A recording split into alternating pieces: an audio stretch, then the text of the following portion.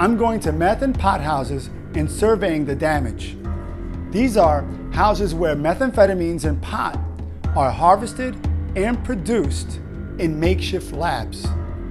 These houses are often located near schools in the heart of a community, where very young kids are recruited by gangs to be drug runners. These kids grow up on a culture of drugs, crime, and gangs. For many, the gang is the only family they know. These kids never had a chance. After Disaster TV is taking a hard look at the aftermath of these drug houses, and we're talking to community leaders that are changing the world by going into some of the darkest places in America, the inner city.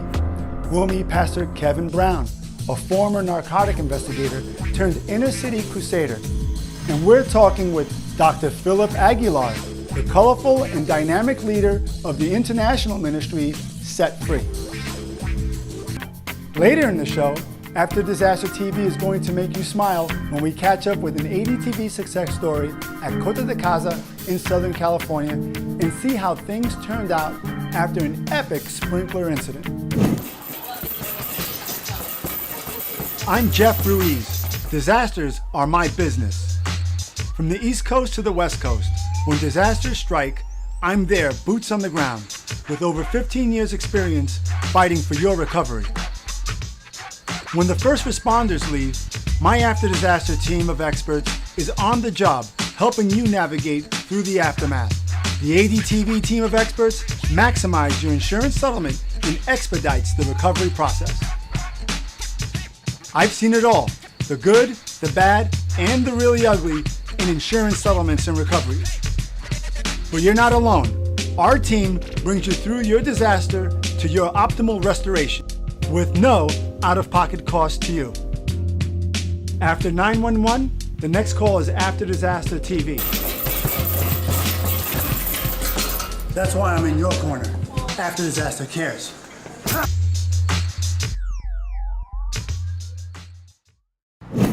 Our first clip is a tough one. It's heartbreaking. It's one I like to call the Breaking Bad episode. We'll be going into a crystal meth house that burned down. We'll also be going into a pot house that was elaborately wired up to manufacture high-end marijuana that also burned down. Let's go take a look at these homes. We're on our way to two undisclosed locations where these homes were destroyed by illegal drug manufacturing. And I'm here in Los Angeles. Where? I can't really tell you. But guess what? This is one of the most important shows you should watch if you rent out apartments or houses. Something happened inside this house behind me. Let's go inside, let's take a look, and I'll explain as we walk through. Let's do this. Okay, so now we're in a duplex. And in this duplex, the roof has been burned off. But inside here, there's a smell. Because of the chemical makeup and because of the toxicity, there was no children or people allowed around. Because if somebody lit a cigarette, we would have blown up a couple of city blocks. I've smelled this once before in Queens, New York, where someone was also cooking meth. But let's take a look at the lab inside the kitchen.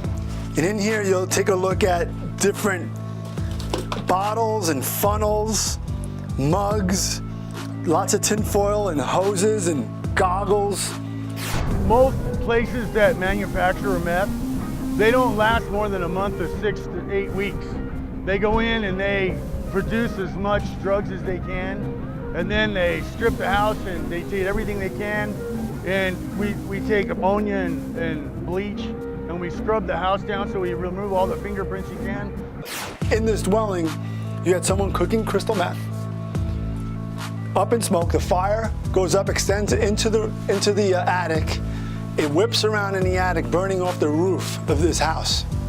Unfortunately, you had a family that lived here with children. If these walls can talk, who knows what the life was like for those kids? Who knows what the life was like for the parents? I mean, I don't know. But as you walk through, you can't help but feel for these people. Two of the homes that I have in San Bernardino were shooting galleries. There was needles and there was broken glass pipes everywhere. As you look through and you see all the toys sprawled out, their beds left behind, you can't help but really be thankful that your home is not like that. This is hard to take in. and even harder to know that the people are living like this.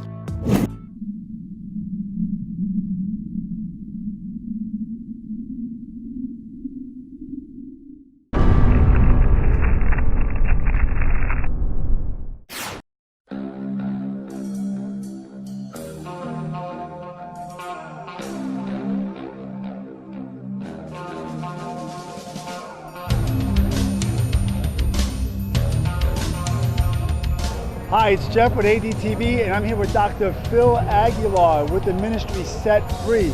We're here enjoying your little rally here. Yeah, a lot of Set Frees from all over the place. I love it, and like, you don't know this, but I was in a house that caught fire, and they were cooking crystal meth, and there were kids' bedrooms in there. The place was a mess. So what we're doing is we're digging into the lives a little of people like yourself that are helping them, restore their lives the way we restore homes. Right. Want to tell me a little about your ministry and what you're doing here? It hasn't changed. The drugs are out there more than ever. And the people I work with, like I said, broken lives, broken families, the livers going out, just a mess. And meth, crystal meth, speed, Pookie, the pipe, the whole route has become one of the biggest tragedies, because it isn't like heroin where you overdose and die. It's a drug that just keeps destroying the neural centers of your brain and your body, your insides, and you just get, tell people, you're just getting older and uglier, and it just tears you up, and the paranoia that comes with it, self-induced schizophrenia and all that stuff. So Set Free became known as the place that goes for pizza man, doesn't deliver. I've been sick for a while. I've been having operations due to drug use because of the internal. Right. Gallbladder. Internally, it affected me, yes. I had tumors, also nodules and bumps. And I just had surgery, removed the tumor and a hernia repair. This would be my 10th surgery since I stopped using drugs. So you must have... Yeah, and so this is the outcome of it. Oh, Because like of drugs. Yeah, the meth. Wow, the meth, what it does is it eats your bones, Yeah. and then it accumulates into your pockets. Yeah. And it was a meth manufacturer property. The cops had been there many, many times. Well, when I was living there, 2009, that property blew up, and we were just on the other side. The trailers blew up, arrested everybody, We made them in blue tubs, and we used battery acid, Drano. We used all different kind of chemicals, paint thinner, and we used everything, and when we would cover it, and then sometimes we'd bury it, or we would put it in buildings, and then we'd have somebody watch it, and then we would check on it. So we always had to call and find out if it was ready. I would run then to Mexico, pick up the money, run back, pick that up, and then go and deliver. So I was running to Mexico every 3 days. I've been arrested 98 times in 1 year. Come on. Due to meth. I just praise God now that I'm saved, and I'm trying to do the right thing now. Yeah. So now I'm here with Pastor Phil again, and I thank God for him because he's a wonderful man. Oh, they just had nice things. You think you go into a meth house and you see a bunch of crackheads sitting around and smoking meth, but it's not always that. There's I'd buy from, when I was buying and using, I'd buy from people that actually they had their together, and had nice things, from the drugs they sold. Next, we're heading to another kind of drug house in Garden Grove. We'll see an advanced pot house operation. This house was outfitted from top to bottom to grow, harvest, and produce high-end marijuana.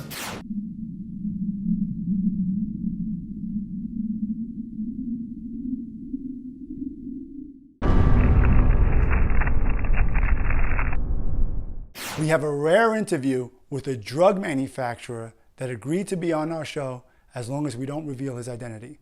Let's meet with this man. I'm more of a consultant when it comes to growing marijuana. Usually I charge you one flat fee. It's about $10,000, and I go in and I outfit your home so that you can manufacture 2 pounds of pot per every room that we have for budding purposes.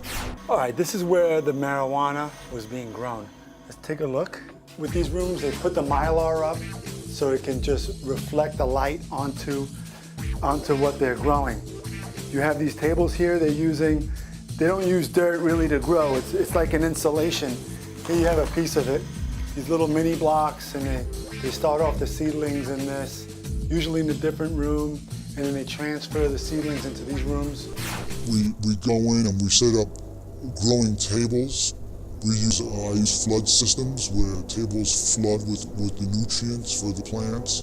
You have a two-step process when it comes to growing the cannabis. They have a room with a mother plant, and they take the clippings in that room.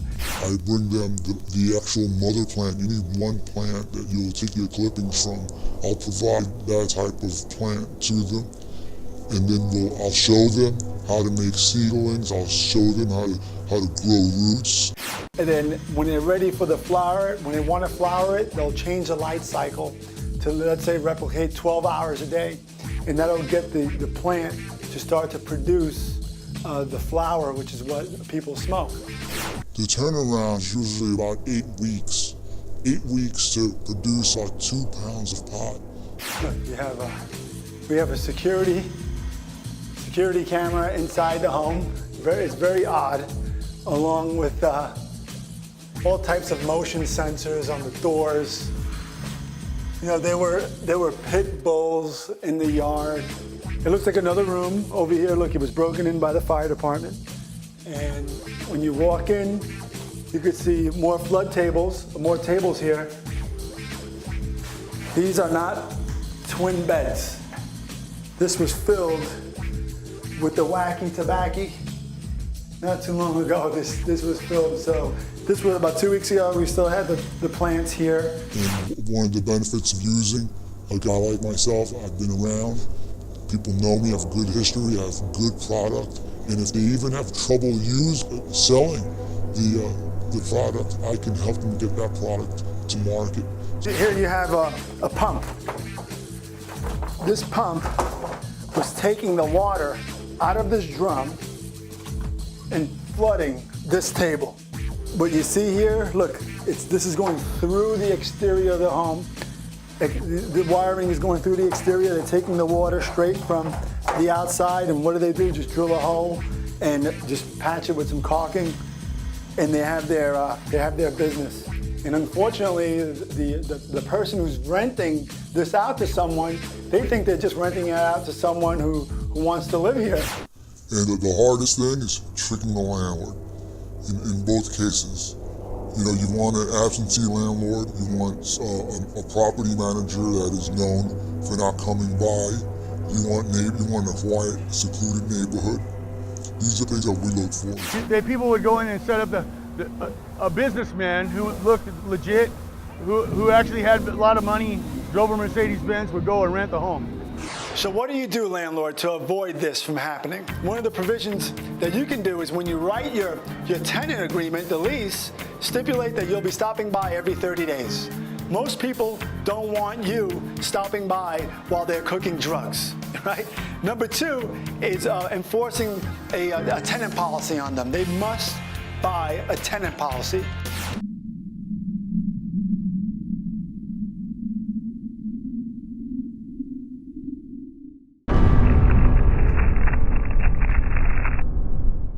Now we're going to check in with Pastor Kevin Brown, an inner city crusader who's helping change the lives of families inside the inner city of Santa Ana, California.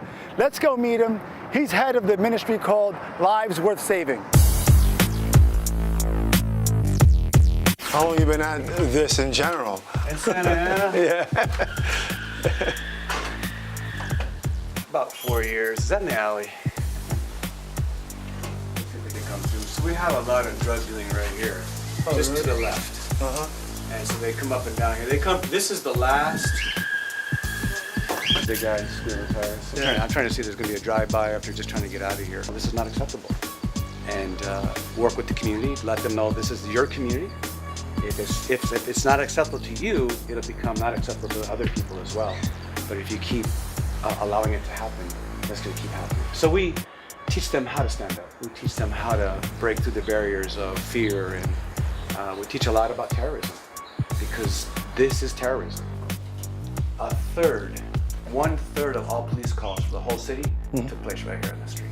and I'm here in Santa Ana with Pastor Kevin Brown, and he's a rebuilder of homes and of lives. When we looked at our last segment, we were inside a house that had caught fire because they were cooking drugs there. And so one of the things that was concerning, we saw all the way the place was decorated with little children's furniture there, toys. So we want to come by and see you because I know you're doing a great work here in Santa Ana, actually in ground zero of where all this mayhem is happening with the drugs and so on. Well, Jeff, what we do, and we've been doing this throughout Santa Ana for some time now, we'll come into communities that are completely, they have been completely written off. They're totally underserved by law enforcement, by resource agencies. Because of the level and the amount of violence in those communities, a lot of the resource agencies won't allow their people to come into this community. And we'll spend 3 months just coming here at night, walking the community and praying. Now during those 3 months, what we're doing is we're identifying who the drug dealers are, which apartments, which houses. We're identifying community leaders, people that want to make a change and know how to make a change, or at least have a heart to make a change. I worked here in an undercover capacity with the Santa Ana Police Department way back in the 80s. And I remember being down here in this alley right behind us, buying drugs in an undercover capacity. And here we are 35 years later, and the same thing's happening. Young children who have been victims of trauma, who have seen drive-by shootings, had their windows blown out by drive-by shootings or walk-up shootings, who have lost their brother or even a sister to gang violence or violence related to gangs through drugs being sold in the streets. A Sunday afternoon, we had a shooting right here on the corner, and the 3 shots fired. One went through the window of the people across the street, didn't hit anybody, thank God. So it's a continual battle. We work strong with the city of Santa Ana, and so when there's any type of tagging, we have trained the community how to take their Android or their iPhone and take a picture of it, and it's automatically emailed to the city of Santa Ana. And then on this street, because they've given priority to this street, the city will send out a crew and they'll cover up the paint right away. Yeah, this is the house that got hit with a bullet. This one got hit with a bullet? This one here? Side over here. This is classic vandalism. Yes. I mean, growing up in New York, I remember the subway cars, I remember the train stations, you name it. I remember been there, done that, right? So, right. I mean, looking at this, and it doesn't look that bad because obviously there's been people painting and working this alleyway, keeping it the way nothing's written on the garage doors. So we have, on our street, we have 2 different gangs. And so this one right here is a disrespect to another gang. Oh, you can see the very first letter in this graffiti starts with a V, and the V stands for barrio. It's like, this is our barrio right here. Like all right, that's what they're saying. Our town, our area, our community, our barrio. We own this. And then after that, it has the actual name of the gang. And then in the numbers, you see the numbers 1, 3. Well, the numbers 1 and 3 stand for the number 13, obviously, which is the 13th letter of the alphabet, which is the letter M. The letter M stands for Mexican Mafia.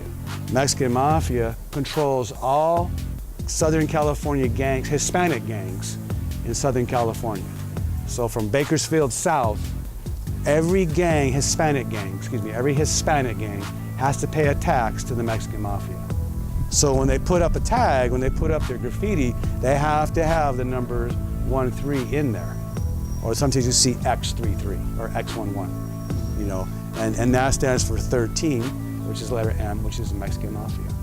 All right, so what do we do now at this point with the graffiti that's here? because we have this particular graffiti is a disrespect toward another gang. So one gang put it up and they've disrespected the other gang.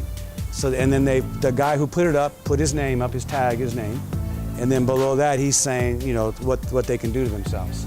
So what we don't want to leave that up in the community, we want that brought down as soon as possible, because that will lead to other people, other gangs, retaliation, things like that. Yeah. So if a 24-year-old out of prison is telling a 12 or 13-year-old, hey, you know what, you want those new shoes? Just go sell these drugs for me. You can get those new shoes. Or they can come to the center and they can say, hey, Pastor, I need to get a job. It's like, okay, we're gonna work with you, we're gonna teach you how to build a resume, we're gonna teach you how to go online and do all that. And they're like, what I gotta do that for? I can go stand out there with Snoopy and I can sell, drugs, and I can get brand new tennis shoes. So it's really it's really about learning how to break down the mentality that's been so prevalent in a community like this for so many years. Like I said, 35 years they've been dealing drugs. Usually you got to go to the door, knock door, like the meth house you guys were at earlier, it burned down. Yeah. Or, you know, that's normally how you do it. But over here, and then they drive from all over Orange County. Because you know what? Their older brother bought here, maybe their dad bought here, and they're still coming here to buy today. If we can reduce the gang shootings, if we can reduce the drug dealing, then it's going to help more people, people who are willing to fill out an application and submit a screening fee to have them screened to show they're going to be a good tenant. Hey, good job. All right, bro. You know, thank you so much.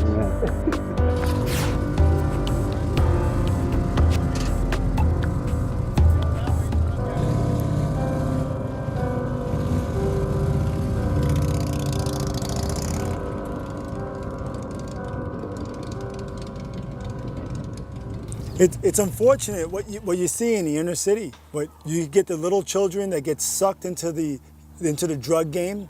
But now we met Kevin Brown and Phil Aguilar. They have ministries that are changing lives, that are helping people get out of that cycle.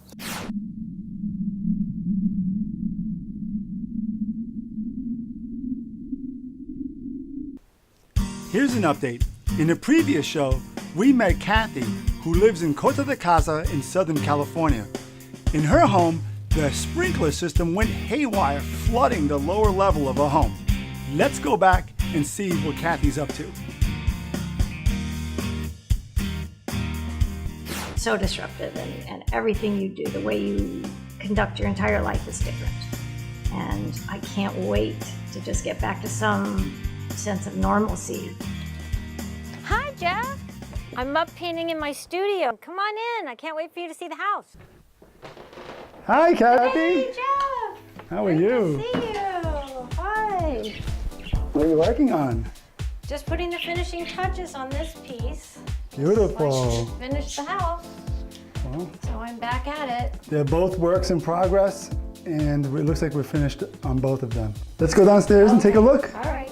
You don't realize, kind of how your routine comforts you in a way, and everything runs a certain way. And when this is going on, all of that's right out the window. So we've got all the paintings done, everything's done. The bathroom was really hard hit. I don't know if you remember, but we ended up tiling almost halfway up the wall. And how long now, just to let the people know? It was two months. 2 months. So we had thousands of gallons of water pouring out, and now we have all this after all the repairs have been made. Yep, Well, so in this room, what did we do here exactly? Do you remember? everything. This whole ceiling was gone, so that's all replaced. This is all new. We have this marble accent wall Beautiful. I had put in, and this quartz countertop. I designed this piece here. Oh, this is a This is all lovely piece. new. And I remember that there was like studs, and I guess the paneling was It was removed. all removed. All the molding was out. There was only a section of it removed. Right. See, that's the difference between restoration work and someone putting in a new kitchen. True. Let's take a look and let's see how that turned out. So, repainting all the carpet ceilings, all the cabinetry, all the toe kicks, the whole kitchen pretty much was refinished. Yes, it was. So I'm back to my normal life, cooking, eating at home, barbecuing, having fun. I would have just been lost in this process without you. And I'm so grateful that you just showed up and led me through this crazy journey for 2 months. Oh, thank you. It's getting late. It's time for me to be a dad, to wrap up this day and spend some time with my family.